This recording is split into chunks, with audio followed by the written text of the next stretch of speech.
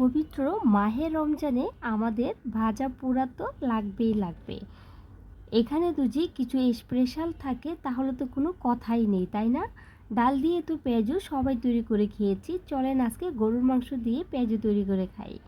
তো পেঁয়াজু তৈরি করার জন্য সর্বপ্রথমে লাগছে এখানে আমার গরুর মাংস। এখানে আমি 2 পিসের মতো মাংস নিয়েছি। মাংসটাকে আগে থেকে সিদ্ধ করে রেডি করে রেখেছিলাম।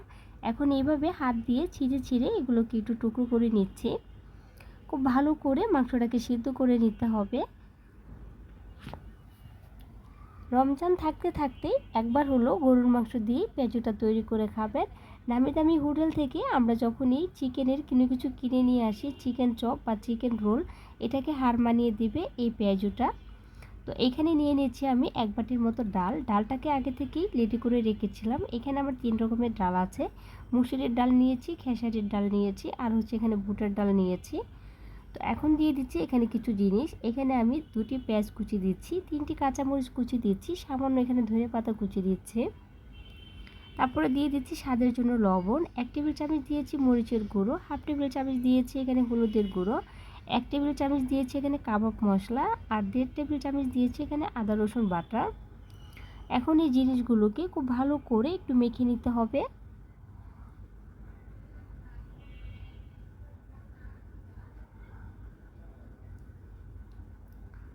তো এগুলোকে খুব ভালো করে একটু মেখে নিচ্ছি।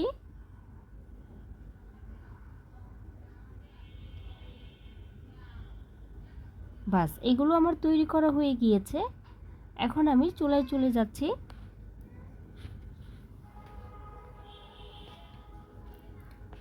তো আগে থেকে তেল গরম করতে দিয়েছিলাম। তেলটা যখনই গরম হয়ে যাবে এক এক করে পেঁয়াজগুলোকে ছেড়ে দিচ্ছি। একটু সময় নিয়ে পেঁয়াজগুলোকে ভাজতে হবে, কেননা এখানে যেতে হোক গরুর মাংসটা ব্যবহার করা হয়েছে, আর মাংসটা কিন্তু খুব ভালো করে সিদ্ধ করেছিলাম। তারপর দিয়ে একটু সময় নিয়ে পেঁয়াজগুলোকে একটু কিস্তি করে ভেজে নিতে হবে। তো যখনই নিচে থেকে হয়ে যাবে এগুলোকে একটু উলট পালট করে দিচ্ছি।